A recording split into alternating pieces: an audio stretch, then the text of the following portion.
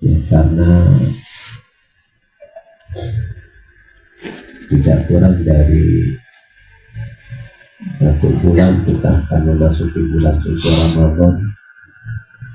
Maka pada pertemuan kali ini saya tidak melanjutkan pembacaan kitab yang biasa ya, kita baca kita kaji. Namun pada malam hari ini kita akan membahas saya akan membahas tentang ringkasan hal-hal yang berkaitan dengan ibadah puasa,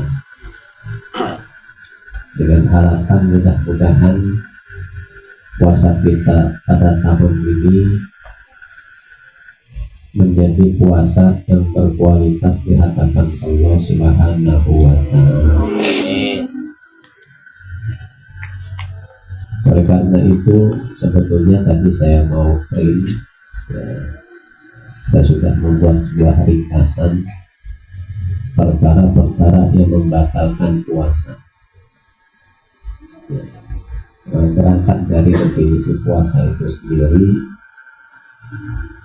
yang mana puasa itu definisinya adalah as-shamu wal imsaku anil muhtirati min tulu'il fajri ila ghurubi syams. Puasa itu adalah menahan diri dari segala hal yang membatalkan puasa, mulai terbit fajar shadiq sampai terbenamnya matahari.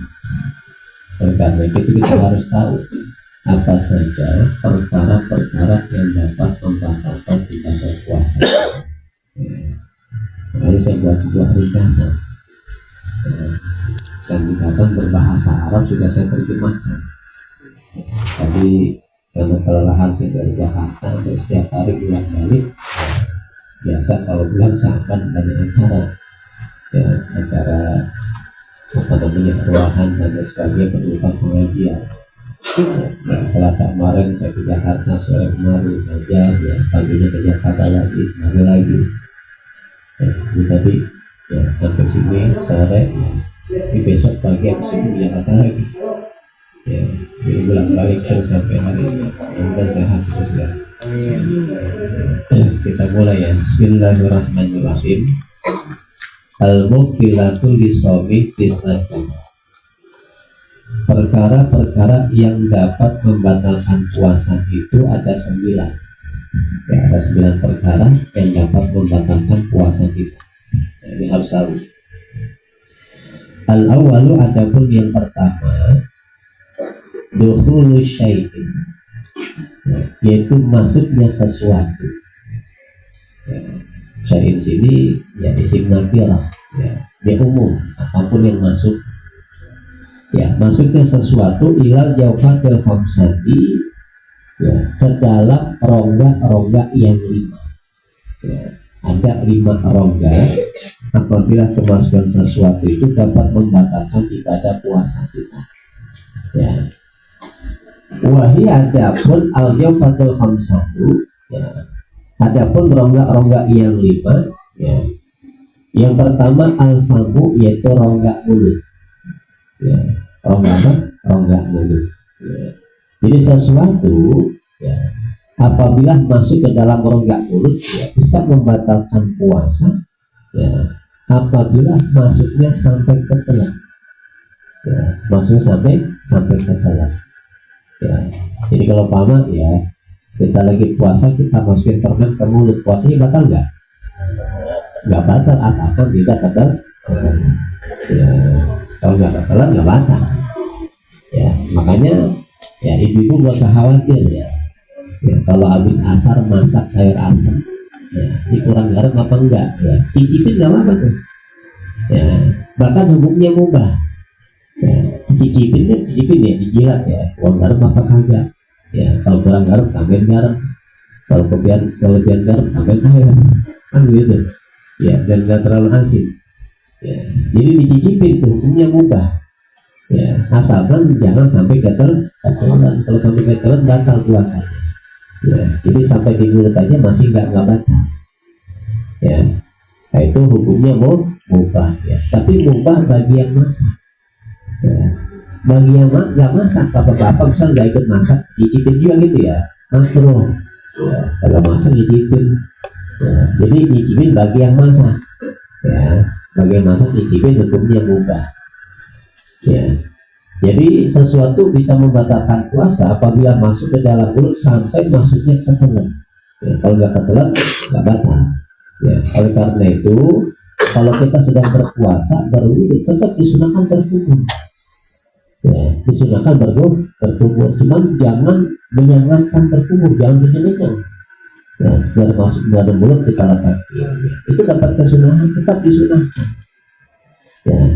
Karena kalau kita berkumur ya dengan keras dalam keadaan puasa ya, itu hukumnya makruh ya. Dan kalau umpama kemasukan ya, kalau kemasukan air ya ketelan gitu, kalau kita bilang ketelan ya.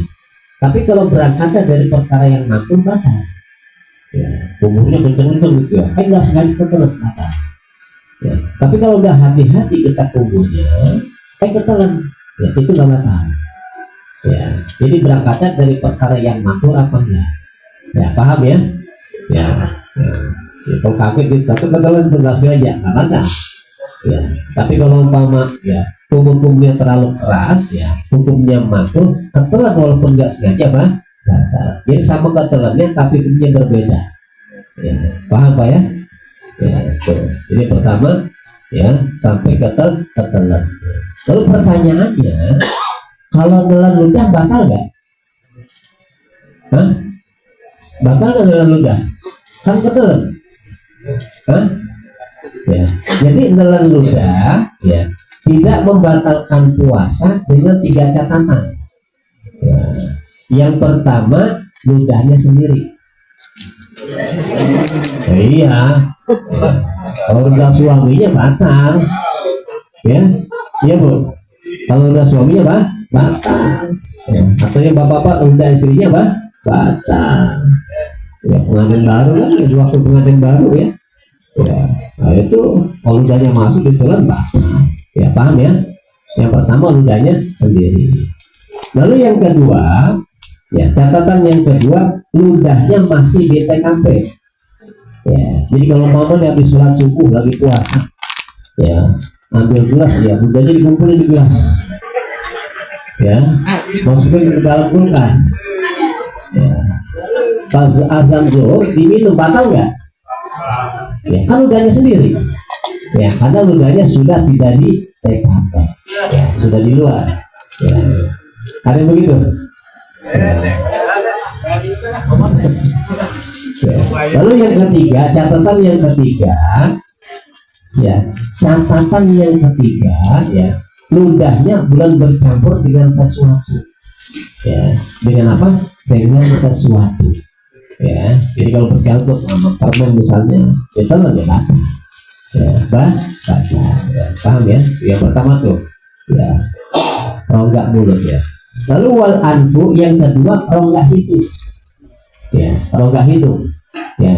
Jadi sesuatu ya bisa membatalkan puasa ya apabila ada sesuatu yang masuk ke dalam rongga hidung, maksudnya sampai ke pusat hidung ya, sampai ke pusat hidung ya. Jadi kalau pengen tahu pusat hidung ya, kita bisa di keran tuh ya, kita ambil air, kita sedot ya. Kalau sampai ya pedes ya, nah, sampai pedes ya, itu berarti pusat hidung ya.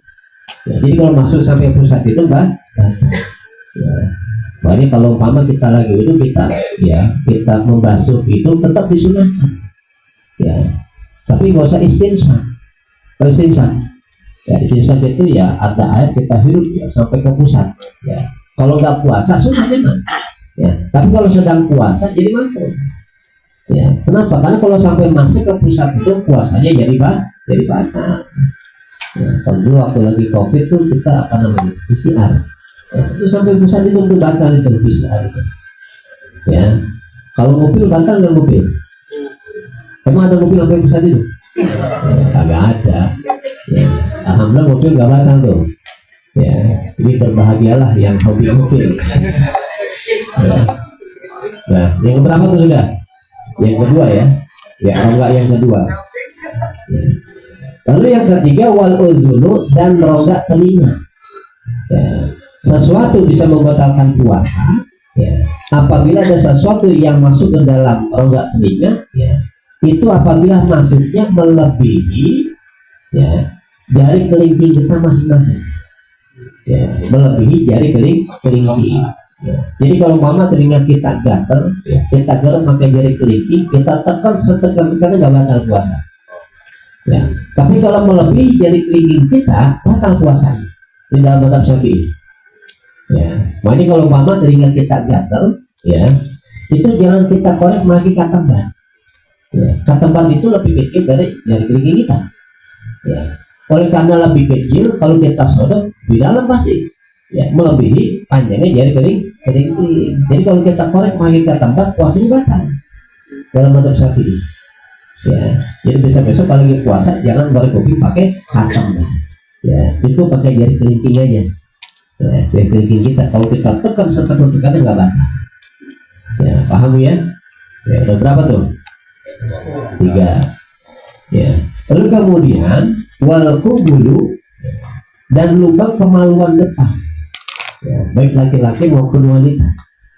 Wadubulu, dan lubang kemaluan belakang ya, ini apabila masuk sesuatu bisa membatalkan puasa ya. Oleh karena itu ya, kalau kita istinja ya, kita cebok nih ya, itu menggosoknya pakai perut jari ya. Pakai apa? Pakai perut jari. Ini kalau pakai perut jari kita tekan setekan-tekannya nggak batal puasa ya. Tapi kalau kita belokin jari kita nih ya, kita belokin masuk, maka puasanya menjadi batal ya. Jadi jangan diseng-diseng dibelokin ya, cukup pakai perut jari ya. Paham ya? Ya itu yang pertama tuh ya. Jadi masuknya sesuatu ke rongga yang 5 ya. Ke rongga yang berapa? Yang 5 ya. Lalu kalau mama kita ke rongga mata bagaimana? Itu nggak batal karena rongga mata tidak termasuk rongga di sini ya. Jadi kalau mama kita sakit mata, kita masukin ya tetes mata ya. Walaupun rasanya kadang-kadang sampai ke tenggorokan, itu nggak batal puasa ya, karena mata tidak termasuk rongga ya, tidak termasuk rongga ya. Lalu ada pertanyaan lagi, kalau papa kita lagi puasa ya, disuntik misalnya atau diinfus ya, batal nggak? Batal nggak? Hah? Tidak batal ya, karena tidak termasuk rongga ya. Kecuali infusnya infus makanan ya. Kadang-kadang orang kan nggak bisa makan tuh, dokter kan infus makanan tuh ya, nggak makan tapi kenyang ya. Kalau infus makanan batal ya, karena kalau mama nggak batal, enak banget orang kaya ya, puasa ya pagi-pagi telepon nanti ya, pesan infusan 15 kantong udah kenyang terus, dan aus ya. Jadi kalau infusnya makanan batal ya. Tapi kalau infusnya obat, antibiotik misalnya ya, atau misalnya albumin misalnya menambah protein, itu nggak batal ya. Atau disuntik itu nggak batal ya. Tuh, paham ya? Ya. Lalu asani adapun yang kedua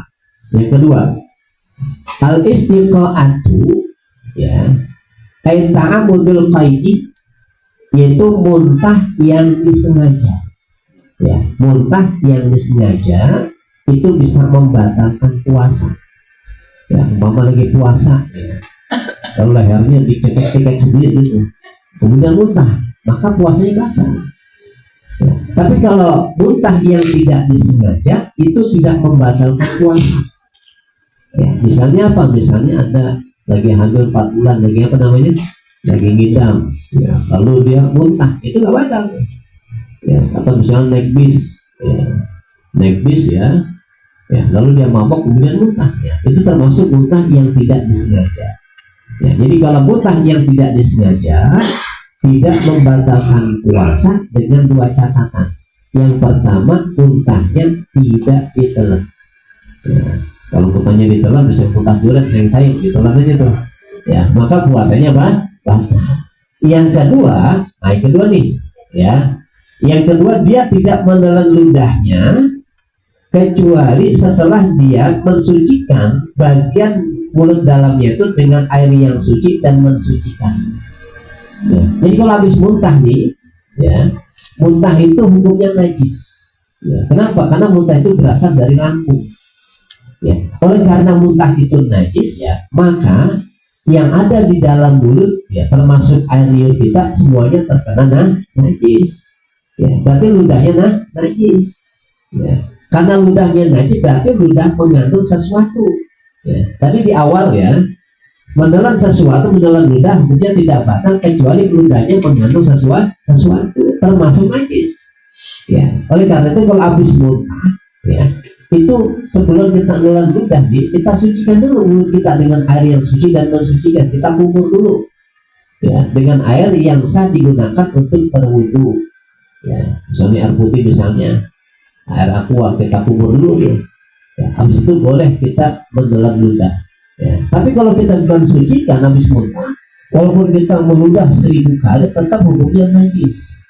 Ya, kalau kita telan bisa membatalkan puasa kita. Ya, bisa membatalkan puasa kita. Ya, paham ya? Ya. Lalu asal isu adapun yang ketiga. Ya, yang ketiga, al-jima'u amdan walau bi ghairi inzali. Ya. Al-jima'u, ya, melakukan hubungan suami istri, ya, amdan dengan sengaja. Ya, kalau lupa enggak? Ya.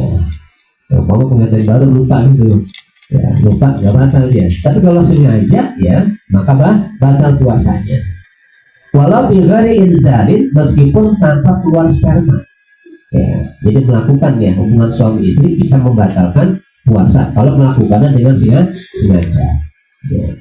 Lalu arabu adapun yang keempat, khurujul mani, ya, itu keluarnya sperma, ya, walau bi ghairi jima'in, meskipun tanpa berjima. Ya. Khurujul mani, ya, itu keluar sperma bitamudil istimna'i, ya, dengan sengaja istimna, wal mubasyarati, dan bersentuhan kulit. Ya, walaupun hanya bersentuhan kulit dengan suami istri, ya, kemudian dia keluar spermanya, maka batal. Ya, batal. Ya, kecuali, ya, keluar spermanya tidak disengaja. Ya, misalnya, ya, waktu duha jatuh itu lalu mimpi basah, ya, itu tidak membatalkan puasa. Ya, kata Nabi cukup mandi melanjutkan puasanya. Ya, itu ada hadisnya sahih. Ya. Lalu al-khamisu yang kelima, ya, khurujul haidhi, yaitu keluar darah haid. Ya, yang kelima keluar darah haid. Ya, jadi kalau paman mandi kurang 5 menit keluar darah haid, maka puasanya batal. Ya, nanti harus dikontrol. Ya, kalau yang keluar darah haid. Asadisu adapun yang keenam, khurujul nifasi, yaitu keluar darah nifas. Ya, darah nifas, darah yang keluar setelah melahirkan bayi atau cikal bakal bayi. Ya, ada orang keguguran, ya, keguguran atau keluar darah, itu darah nifas juga tuh. Ya, kalau pamannya lagi puasa saudara nifas, maka puasanya tidak sah. Ya, tidak sah. Ya. Lalu asabyu adapun yang ketujuh, ya, al-wiladatu, yaitu melahirkan. Ya, jadi kalau orang habis melahirkan nih, ya, umpama nggak keluar darah dia lagi puasa, ya, maka puasanya batal. Ya, puasanya apa? Ya, tapi keluar darah haid, keluar darah nifasnya itu bisa membatalkan puasa. Tapi kalau yang keluar darah istihadah nggak batal. Ya, kalau yang keluar darah istihadah nggak batal. Oleh karena itu kita harus tahu mana darah haid, mana darah nifas, mana darah istihadah. Ya, ini kalau mau membahas ini harus ada waktu khusus. Ya, karena kalau saya bahas di 1 jam, ya, bahas tentang darah haid, darah nifas, dan darah istihadah. Ya, karena sama-sama keluar darahnya, tapi hukumnya berbeda. Kalau yang keluar darah haid, darah nifas, ya, haram dia sholat, haram dia puasa, dan haram digauli oleh suaminya. Tapi kalau yang keluar darah istihadah, tetap dia wajib sholat, tetap wajib puasa Ramadan, dan boleh digauli oleh suaminya. Kalau yang keluar darah istihadah, ya, karena di zaman Nabi pernah, ya, ada seorang wanita sholatnya itu di atas bak, di atas wadah yang besar. Ya, kenapa ya? Karena, ya, zaman dulu belum ada sokten, ya, itu darahnya mengalir, ya, tetap wajib sholat. Ya, karena yang keluar darah istihadah. Ya. Tapi kalau bahas tentang head nih, kalau bahas tentang head ya bisa 1 jam. Jadi ntar waktunya khusus saja dah. Ya, nggak siaran. Ya. Kemudian as-saminu adapun yang kedelapan.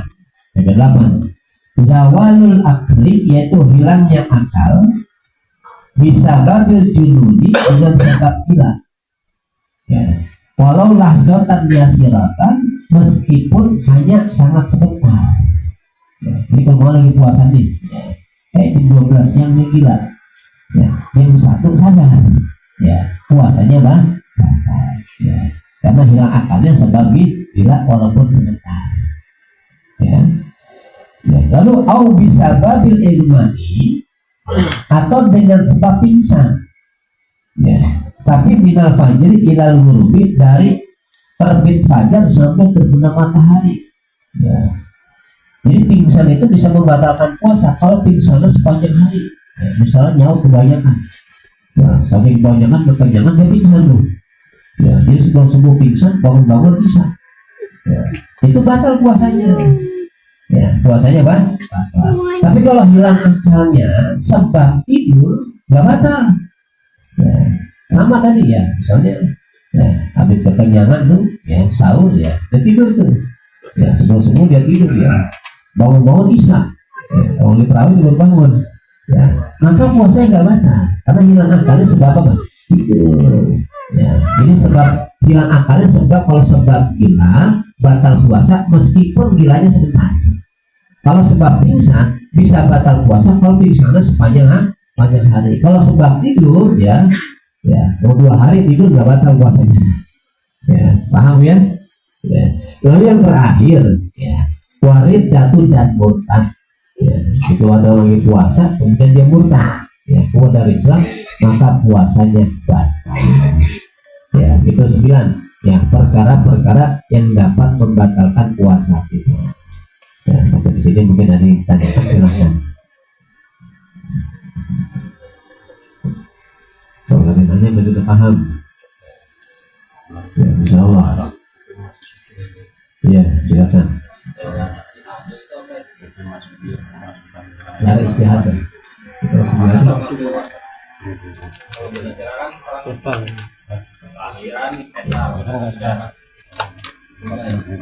gini ya. Kalau kita ingin tahu darah istihad, kita harus paham darah itu. Ya. Jadi darah head ya, saya jelasin ya. Ya, darah head disebut darah head itu ada 5 syarat. Ya. Yang pertama nih, darah yang keluar ya, dari kemaluan seorang wanita, ya, yang wanitanya itu di usia minimal 9 tahun menggunakan kalender Hijriah, ya bukan Masehi. Ya, itu umpama ada anak lahir, anaknya perempuan, itu tolong ya kalender Hijriah dicatat, ya bukan Masehinya. Ya, kalau masih kan Januari Februari ya, kalau kalender yang Hijriah Muharram itu dicatat tuh, ya, karena dipakai itu nanti kalender Hijriah. Ya, jadi darah yang keluar dari seorang wanita usianya minimal 9 tahun menggunakan kalender Hijriah. Jadi kalau mama ada wanita baru usia 8 tahun atau 9 tahun kurang 1 minggu keluar darah, itu bukan darah head tapi darah istihad. Ya, paham ya? Yang pertama tuh ya. Nah, syarat darah head, darah yang keluar dari seorang wanita ya usianya minimal 9 tahun menggunakan kalender Hijriah. Lalu yang kedua ya, darah keluar minimal 24 jam terbentang selama 15 hari.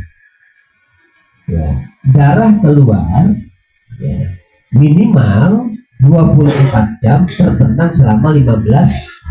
Ya, karena kalau wanita yang keluar darah ya, itu darahnya kan keluar nggak seperti kita nyalain keran keluar gitu ya. Ya, kan ada waktu-waktu untuk waktu berhenti kan. Ya, misalnya ya hari ini keluar darah cuma 3 jam. Ya, habis itu rasanya kayaknya berhenti nih. Ya, besok darah keluar 4 jam. Ya, habis itu berhenti lagi. Ya, 3 tambah 4 berapa? Baru 7. Besokannya keluar darah lagi 10 jam. Ya, udah 17 jam tuh. Ya, besokan lagi keluar darah misalnya 10 jam. Udah berapa tuh? 27. Oh, berarti ini udah darah head. Keluar, udah pasti tuh. Ya, karena sudah melebihi 24 jam. Ya. Tapi Tapi kalau mama hari ini tanggal 1 keluar darah 1 jam, besok 1 jam, sampai 15 hari 1 jam, di total cuma 15 hari ya, maka darah yang keluar kemarin bukan darah tapi darah istihadah. Karena darah istihadah, sholat yang ditinggal wajib diqadha. Paham?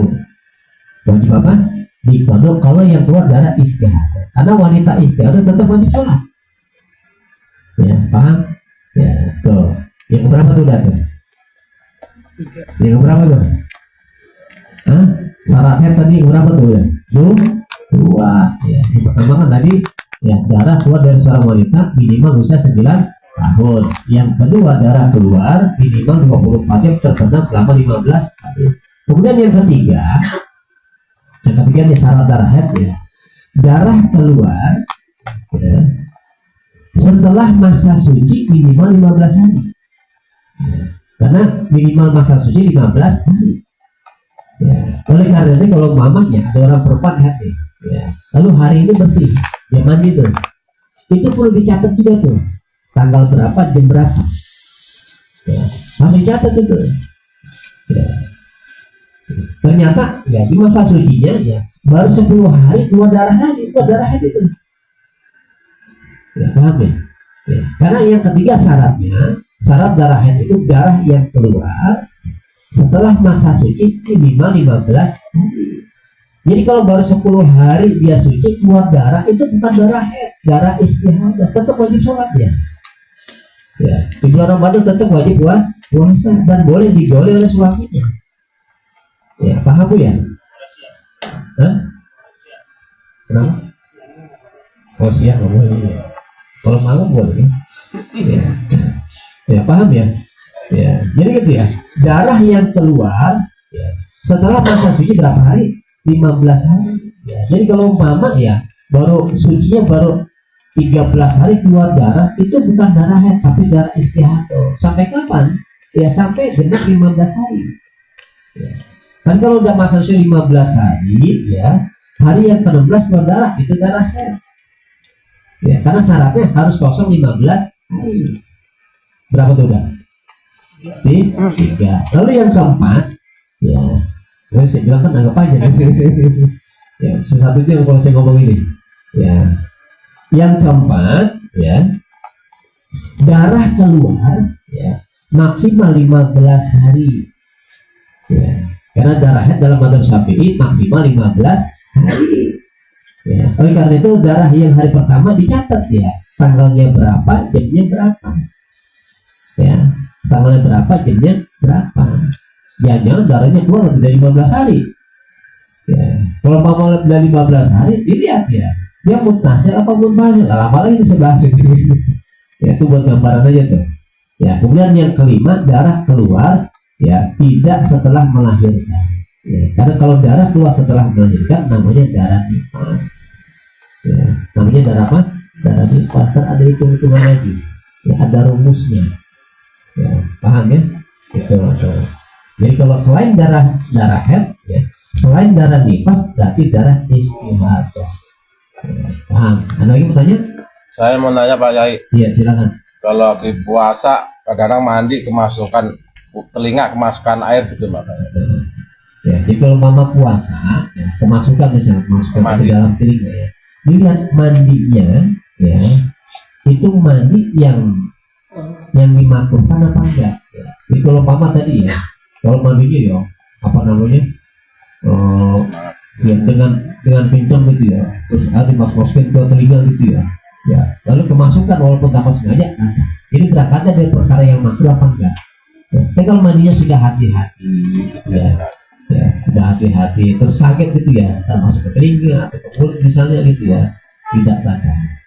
Jadi berangkatnya dari perkara yang makruh atau tidak ya, sama dengan wudhu tadi ya. Kalau wudhu kita berkumurnya sudah hati-hati ya, lalu kita kaget dan ketelannya, maka nggak batal ya. Tapi kalau perkara berangkat dari perkara yang makruh ya, berkumurnya dengan kuat gitu ya, karena dia tahu itu makruh, lalu ketelan walaupun nggak sengaja, maka ya. Dan lagi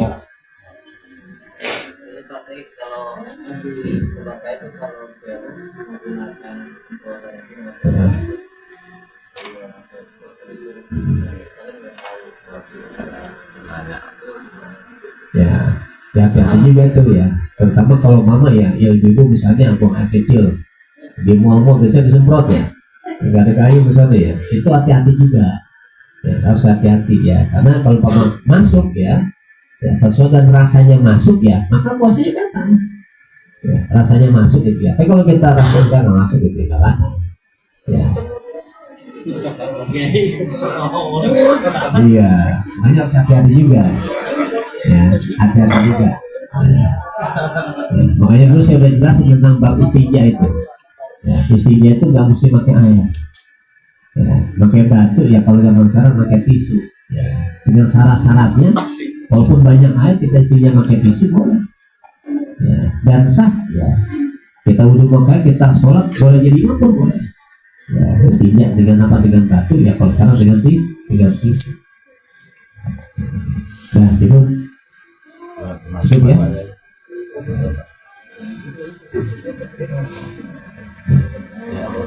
Nah, kita baca surat Al-Fatihah.